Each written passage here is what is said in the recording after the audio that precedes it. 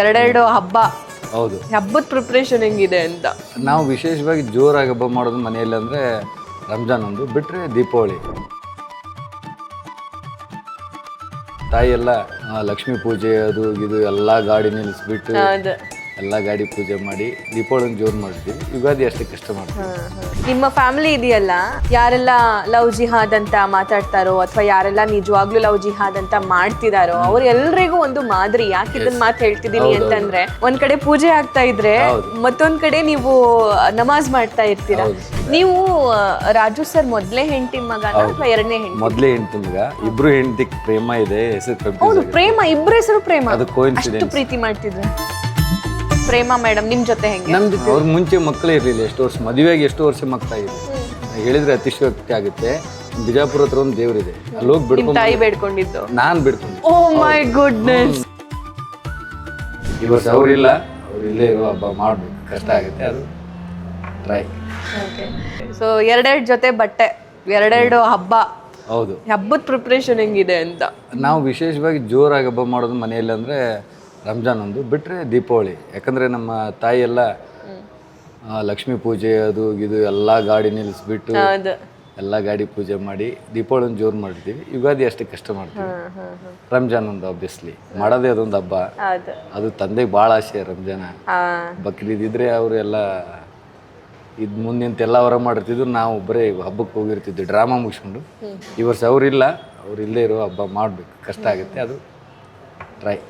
Okay.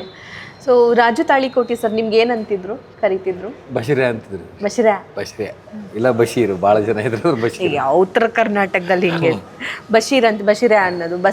ತೀರಾ ಪ್ರೀತಿ ಬಂದ್ರೆ ಅಪ್ಪಾಜಿ ಬರ್ತ್ಯಾ ಅಂತಿದ್ರು. ಬರ್ತ್ಯಾ ಭರತ್ ಅಂತ ಒಂದ್ ದಿವಸ ಅಂತಿಲ್ಲ. ಬಸವ ಬಸ್ಯಾ ಬಸ್ಯ ಅದು ಯಾ ಅನ್ನೋದು ಮಾತ್ರ ಮಂಗೇನ್ ಬಾಲ ಮಾತ್ರ ಎಲ್ಲ ಕಡೆ. ಯಾಕಂದ್ರೆ ನಮ್ಮ ತಾಯಿ ತಂದೆಯವ್ರ ಹೆಸರು ಬಸವರಾಜ. ಓಕೆ. ಸೊ ನಂಗೆ ಫಸ್ಟಿಗೆ ಬಸವ ಅಂತಾನೆ ಇಟ್ಟಿದ್ರು.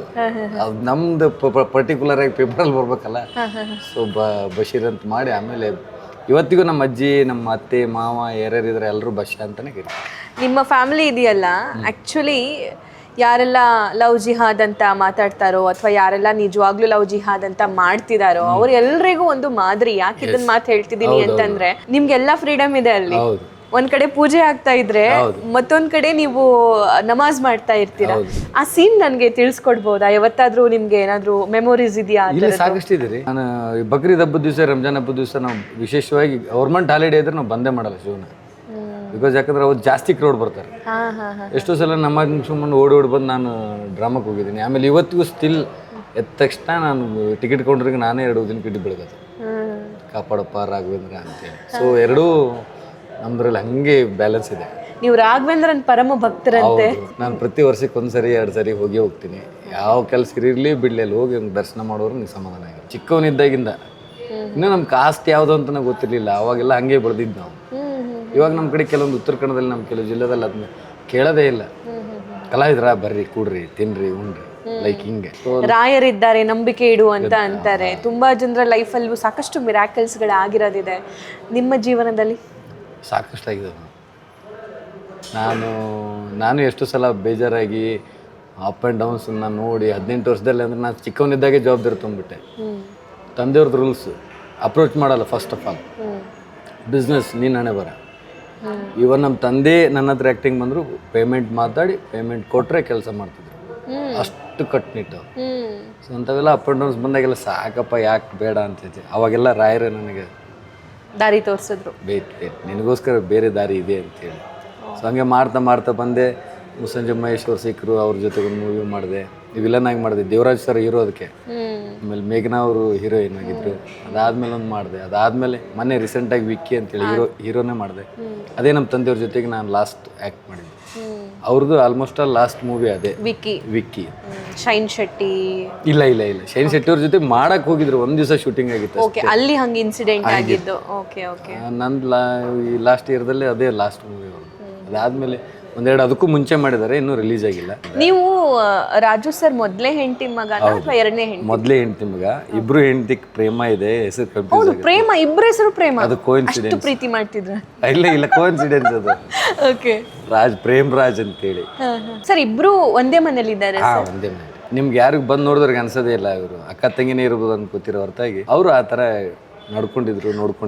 ಓಕೆ, ಮತ್ತೆ ನೀವು ಅದನ್ನ ಅಕ್ಸೆಪ್ಟೆನ್ಸ್ ಹೆಂಗ್ ಬಂತು ಸರ್ ನಿಮ್ಗೆ? ನಾವೆಲ್ಲ ಚಿಕ್ಕವರಿದ್ವಿ, ನಮ್ಗೆ ಅದು ಗೊತ್ತೂ ಇರಲಿಲ್ಲ. ಮದುವೆಯಾಗಿ ಎಷ್ಟೋ ವರ್ಷಕ್ಕೆ ನಮ್ಗೆ ಗೊತ್ತಾಗಿದೆ.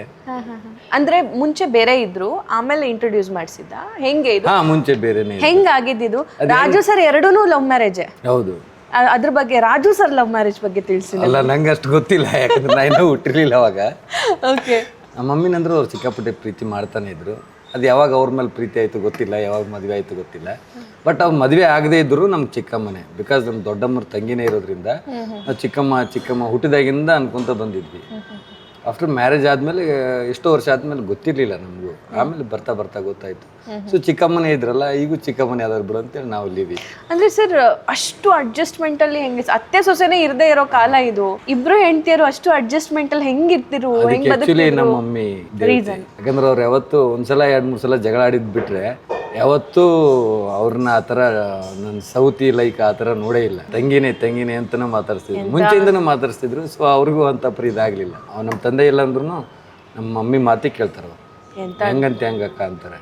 ಅವರು ಅಷ್ಟೇ. ಅಂದ್ರೆ ನಿಮ್ ತಾಯಿ ಅಷ್ಟು ದೊಡ್ಡ ಗುಣ, ಅಷ್ಟು ಧಾರಾಳ ಗುಣ. ಅವರಿಂದನೇ ಅದು ಸಾಧ್ಯ. ಇಲ್ಲಾಂದ್ರೆ ಅವ್ರ ಜಾಗದಲ್ಲಿ ಬೇರೆ ಯಾರಾಗಿದ್ರು ಮನೆ 1-3 ಬಾಗಿಲು ಆಗಿದ್ರು. ಹೌದೌದೌದು, ಕೋರ್ಟು ಕಚೇರಿ ಹಂಗೆ ಹಿಂಗೆ ಎಲ್ಲ ಆಗಿರೋದು. ಅವರಿಂದ ಅದಕ್ಕೆ ಇಷ್ಟು ಅನ್ಯೋನ್ಯತೆಯಾಗಿ ಬದುಕ್ತಾ ಇದ್ವಿ ಅಂದ್ರೆ ರಾಜು ತಾಳಿಕೊಟ್ಟಿಯವ್ರಿಗಿಂತ ಪ್ರೇಮ ತಾಳಿಕೊಟ್ಟಿ ಅಂದ್ರೆ ನಮ್ಮ ತಾಯಿ ಅವರು ಇದು ಇದಕ್ಕೆ ಎಲ್ಲ ಫೌಂಡೇಶನ್ ಕೆಳಗಡೆ. ನಮ್ಗೆ ಅಟ್ಲೀಸ್ಟ್ ನಾವು ತಂದೇರ್ ಬಿಡಿ, ಅವ್ರು ಲವ್ ಮಾಡ್ತಿದ್ರು, ಮದುವೆ ಆಗಿದ್ರು. ನಮ್ಮ ಮನಸ್ಸಲ್ಲಿ ನಮ್ಮ ತಾಯಿನೂ ಅವಳು 2ನೇ ಹೆಂಡತಿ ಲೈಕ್ ಆ ಥರ ಎಂದೂ ಇಲ್ಲ. ಬೈತಿದ್ರು ನಮಗೆ, ಉಂಡಾಳಿಲಿ ಕೇಳ್ರಲೆ, ತಿಂದಾಳಿಲಿ ಕೇಳ್ರಲೆ, ಹೋಗಿ ಕೊಟ್ಟು ಬರಲಿ, ಲೈಕ್ ರಿಯಲಿ ಪ್ರಾಮಿಸ್ ಆ ಥರ ಇದ್ದಂಗೆ. ಹಂಗಾಗಿರೋದ್ರಿಂದ ನಮ್ಗೆ ಯಾವಾಗ ಆ ಥರ ಫೀಲ್ ಬಂದಿಲ್ಲ. ನಾವು ಇವತ್ತಿಗೂ. ಅವ್ರು ಹೆಂಗೆ ಪ್ರೇಮ ಮೇಡಮ್ ನಿಮ್ಮ ಜೊತೆ ಹೆಂಗೆ? ನಮ್ಮ ಜೊತೆಗೆ ಮುಂಚೆಯಿಂದಾನೆ. ಅವ್ರಿಗೆ ಮುಂಚೆ ಮಕ್ಕಳೇ ಇರಲಿಲ್ಲ, ಎಷ್ಟು ವರ್ಷ ಮದುವೆಯಾಗಿ ಎಷ್ಟು ವರ್ಷ ಮಕ್ಕಳಾಗಿರಲಿಲ್ಲ. ಪ್ರಾಮಿಸ್ ಹೇಳಿದ್ರೆ ಅತಿಶಯೋಕ್ತಿ ಆಗುತ್ತೆ. ಬಿಜಾಪುರ ಹತ್ರ ಒಂದು ದೇವರಿದೆ, ಅಲ್ಲಿ ಹೋಗಿ ಬೇಡ್ಕೊಂಡಿದ್ದು ನಾನು ಬಿಡ್ಕೊಂಡಿದ್ದು. ಓ ಮೈ ಗುಡ್ನೆಸ್. ನನ್ ಮುಂದೆ ಬಂದು ಹೇಳಕ್ಕೆ ನಮ್ಮ ಚಿಕ್ಕಮ್ಮ ಹಿಂಗಾತ್ಲಿ ಆಗೋಲ್ತೆ, ಪ್ರತಿ ಸಲನೂ ತೊಂದರೆ ಆಗ್ತಿತ್ತು. ಅಲ್ಲಿ ಹೋಗಿ ಬಿಡ್ಕೊಂಬಮ್ಮ ಲೈಕ್ ಆ ಥರ ಎಲ್ಲ ಆಗ್ತಿತ್ತು. ನಿಲ್ತಾನೆ ಇರಲಿಲ್ಲ ಒಟ್ಟು. ಸೊ ಅಲ್ಲಿಗೆ ನಾವು ಆಲ್ರೆಡಿ ನಾವು SSLC ಒಂದು ಮೆಚುರಿಟಿಗೆ ಬಂದಿದ್ವಿ. ಮಾತಾಡ್ತಿದ್ರು ಲೈಕ್ ನಮ್ಮ ತಾಯಿ ಹೆಂಗೆ ನಮ್ಮ ಜೊತೆ ಮಾತಾಡ್ತಾಳೆ ಹಂಗೆ ಮಾತಾಡ್ತಿದ್ದೆ. ಸೊ ಅವಾಗ ಅಲ್ಲಿ ಹೋಗಿ ಬಿಡ್ಕೊಂಬಂದಿದ್ದೆ ನಾನು.